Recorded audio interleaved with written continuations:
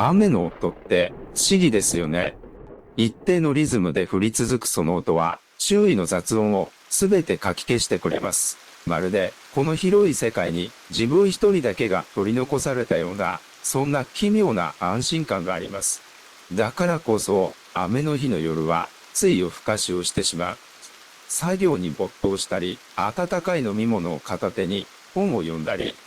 でも、少しだけ気をつけてください。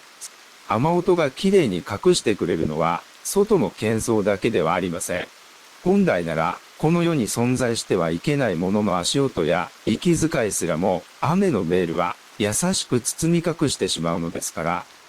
今夜は、そんな雨の夜にだけ現れる、少し奇妙で恐ろしい怪談を3つお話ししましょう。最初のお話は、ある雨の夜、深夜まで一人で PC に向かって作業をしていた方の体験談です。時刻は午前2時を回った頃でしょうか。その日は夕方からずっと鬱陶しいほどの土砂降りが続いていました。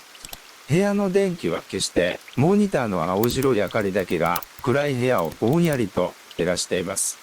静かな部屋の中には、ただざーっと岩の音だけが響いていました。ふと作業に集中していたその人は、ある違和感に気がつきます。それは、不規則な雨音の中に何か規則的な音が混ざっているんです。最初は風で飛ばされた小石か何かが窓枠に当たっている音だと思っていました。あるいは雨粒がエアコンの室外機に落ちる音かもしれないと、そう自分に言い聞かせて再びモニターに視線を戻します。しかしその音は一向に止みません。一定のテンポ、一定の強さ。それは明らかに誰かが指の腹で窓ガラスを叩いている音でした。その人は一人暮らしです。しかも部屋はアパートの3階。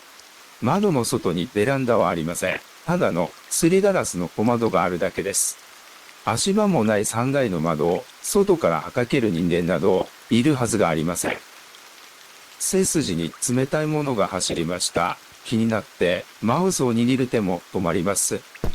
後ろを振り返ってはいけない。頭では危険を知らせるアラートが鳴っているのに、人間の好奇心というのは恐ろしいものです。ゆっくりとひしむ首を回して、背後にあるすりガラスの窓へと視線を向けます。すると、すりガラスの向こう側に真っ黒な人型のシルエットが張り付いているではありませんか。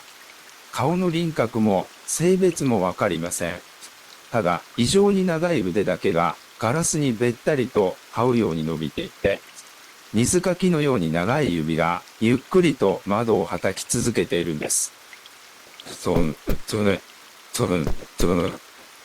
そして雨音の隙間から低い、擦れた声が聞こえました。開けて、入れて。その人は悲鳴を上げることもできず、ただ息を殺して朝になるまで布団の中で震え続けていたそうです。幸い窓の鍵はしっかりと閉まっていたため、その何かが家の中に入ってくることはありませんでした。雨の日にだけ現れる窓の外の影。もしあの時、換気のために少しでも窓を開けていたらどうなっていたのか。それは今となっては誰にもわかりません。さて、雨の夜の恐怖は部屋の中だけとは限りません。続いてのお話は、終電を逃してしまったある田舎の大学生の体験談です。その日、彼は大学のサークルの飲み会で帰りが遅くなり、日付が変わる頃に最寄り駅へとたどり着きました。しかし、終電は行ってしまった後で、彼はため息をつきながら駅の外に出ると、どうしようかと思案していました。すると、運悪く急な土砂降りに見舞われ、傘を持っていなかった彼は、駅から少し離れた古びたバス停の屋根の下で、雨宿りをすることにしました。もちろん、最終バスはとっくに終わっています。周囲には街灯がポツンとあるだけで、人っ子一人いません。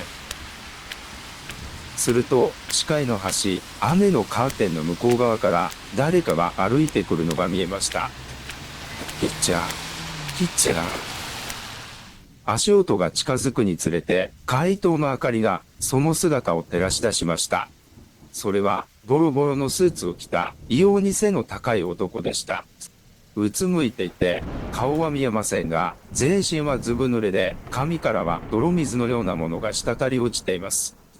男は、彼から2メートルほど離れたバス停の端に立つと、ぴたりと動きを止めました。タクシーでも待っているのだろうか。いや、こんな時間に、こんなずぶ濡れの格好で、気味が悪くなり、彼は少しだけ男から距離を取ろうと、後ずさりしました。その瞬間です。男の首がありえない角度でカクンとこちらを向きました。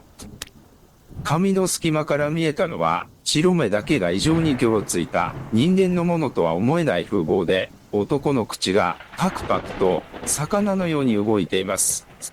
その男は雨音に紛れて何かをつぶやいていた。乗せて、乗せて。男が一歩、また一歩、こちらへ踏み出してきました。全身から泥水を滴らせながら、ありえないほど長い腕を彼の方へと伸ばしてきます。彼は悲鳴を飲み込み、雨の中を無我夢中で走り出しました。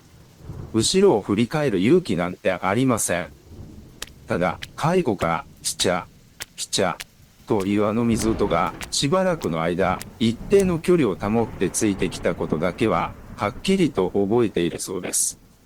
もしあのまま、バス停に留まっていたら、男のあの長い腕に捕まっていたら、どこへ連れて行かれていたのでしょうか。次が最後のお話です。雨の夜、一番恐ろしいのは、外からついてきてしまったものかもしれません。これは、都内のマンションで一人暮らしをしている女性のお話です。その日も、ひどい雨でした。彼女は残業を終え、ずぶ濡れになりながら夜遅くに帰宅しました。玄関のドアを閉じると、防犯のためにすぐにチェーンと鍵をしっかりとかけます。冷え切った体を温めるため、彼女はそのままお風呂場へと直行し、熱いシャワーを浴びました。お風呂から上がり、髪をタオルで拭きながら、薄暗い廊下を歩いて、リビングに向かおうとしたとき、彼女は足元の異変に気がつきました。フローリングの床がなぜか濡れているんです。最初は自分の髪から落ちた水滴かと思いました。しかし、よく見ると違います。それは点々と続く裸足の足跡でした。それは玄関のあたりから始まり、廊下を通ってリビングへと続いています。泥水が混ざったような黒く濁った水でできた大人の足跡。彼女は一人暮らしです。ついさっき帰宅してすぐに鍵をかけたはず、誰も入ってこられるはずがない。彼女は心臓がバクバクとして息が詰まりそうになりました。足跡はリビングの奥、彼女の寝室の半開きになったドアの前で途切れています。ドアの隙間から暗い寝室の中が見えます。そこからかすかに聞こえてくるんです。ポタ、ポタ、という衣類から水が滴り落ちるような音が、誰かが、いや何かが寝室の中に立っている。ずぶ濡れの姿で彼女がお風呂から上がってくるのをずっと待っていたかのように、彼女は携帯電話だけを握りしめ、裸足のまま玄関へ引き返し、外へ飛び出しました。通報して駆けつけた警察が部屋を調べましたが、寝室には誰もいませんでした。ただ、部屋の真ん中にはバケツをひっくり返したような大量の泥水と生臭い水草の匂いだけが残されていたそうです。彼女が帰宅した時、本当に一人だったのでしょうか。それとも背中のすぐ後ろに何者かがぴったりと張り付いていて、一緒に部屋に入ってきたのでしょうか。